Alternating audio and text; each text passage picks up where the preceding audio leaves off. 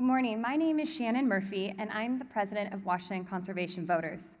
As you've heard throughout this morning, we've seen a wave of new activism with people in every corner of our state finding ways to stand up in their own communities. In this particularly challenging time, I like to go back to my roots as a Tacoma organizer over a decade ago and remind myself what politics is all about. It's people, community, our shared values. It's talking neighbor to neighbor about what kind of future we can envision.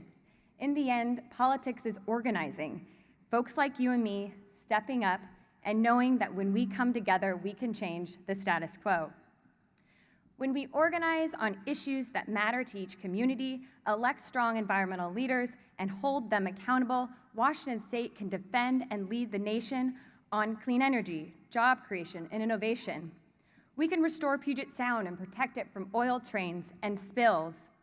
We can be a leader on reducing carbon pollution and addressing the impacts already happening.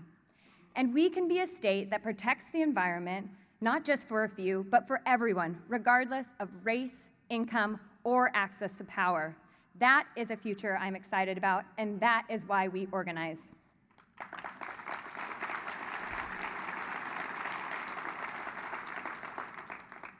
If last year's presidential election taught us anything, it is who we elect matters.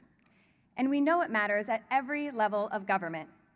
This year in Washington, we have races all across the state that have not just local impact, but national consequences. In East King County, we have an opportunity to elect Manka Dhingra for state senate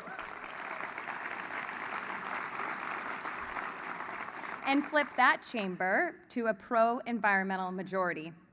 This win would put us back on the offense on issues like toxic cleanup, oil transportation safety, and climate and clean energy.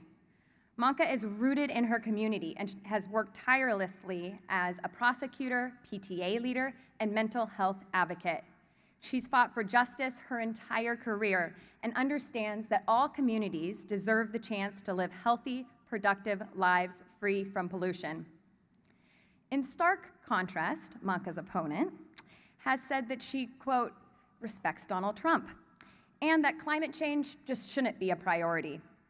That's why our national partner, the League of Conservation Voters, has named this one of the 3 most important races in the country this year. Down in Vancouver, we are working to gain a second Port Commissioner seat to elect a pro-environmental majority that reflects Southwest Washington's values. The Port Commission there can stop the largest oil by rail terminal in North America, which is proposed for downtown Vancouver. If built, it would transport almost half as much oil as the proposed Keystone Pipeline. Together with firefighters, longshoremen, community of color, Clark County residents have stood up and say they don't want Vancouver becoming just another polluted oil town. We're working to elect Don Orange, a longtime business owner who organized over 100 fellow local businesses against the terminal and wants to protect Vancouver's public health and safety.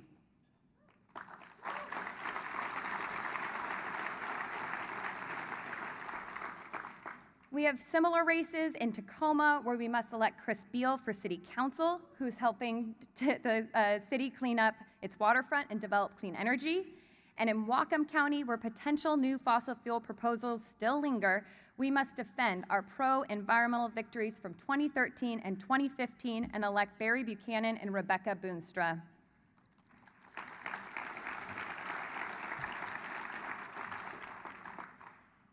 But as you all know, this work is never easy.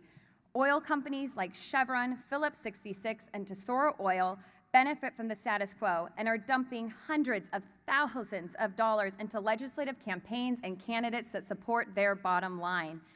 Just this past Monday, Tesoro Oil put forward an additional $150,000 on top of their $80,000 in the Port of Vancouver race for their handpicked candidate. The fossil fuel industry thinks they can buy our elections, and that is just wrong. We may not be able to outspend the fossil fuel industry, but we have proven over and over that we can out-organize them.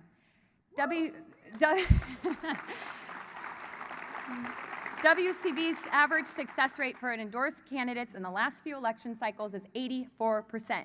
We know how to get this done. This year alone, we'll have 1,500 volunteers like Rosalie and Gretchen from the video out knocking on doors, talking to the neighbors about what's at stake this election and after. We've seen that when more people vote and their voices are heard, the environment wins. That's why we need to defend and expand voting rights for Washingtonians.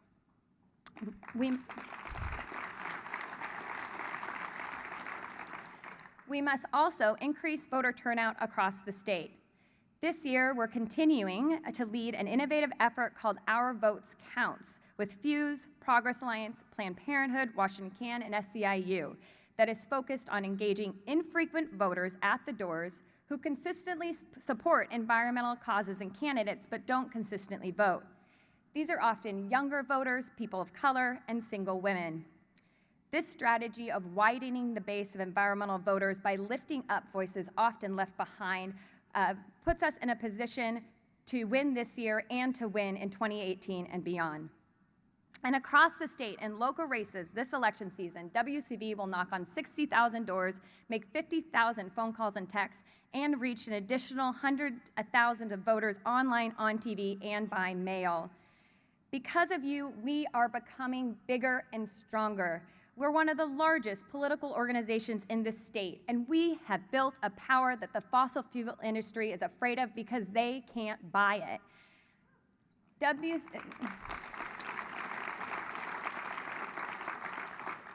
WCV was founded on the belief that elections have consequences. They can either hinder our progress or give us the power to build stronger communities and better protect our neighborhoods. Last year, we saw how one election can change our collective story, but our response can be just as powerful. 2007 gives us the chance to remind ourselves who we are, who we can be, and what we can accomplish. Individually, this work is daunting, but together it is inspiring. So thank you for being here.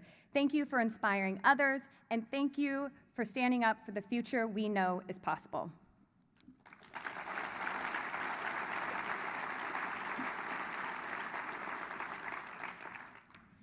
Our next speaker is someone who has inspired many of you in this room, including myself, and has wasted no time finding ways to stand up for the state and step up to the threats we see across the nation. She is the founder of One America, where she spent over a decade fighting discrimination and protecting civil liberties, growing the organization to the largest immigrant rights organization in the state. She was named a champion change by President Obama and served as a Washington State Senator for 3 years, until becoming our state's newest member of Congress last year. She is the first Indian American to ever serve in the U.S. House of Representatives and has already made an impact in Congress, starting the Environmental Justice Caucus, fighting for clean air and clean water for all. Please join me in welcoming Congresswoman Pramila Jayapal.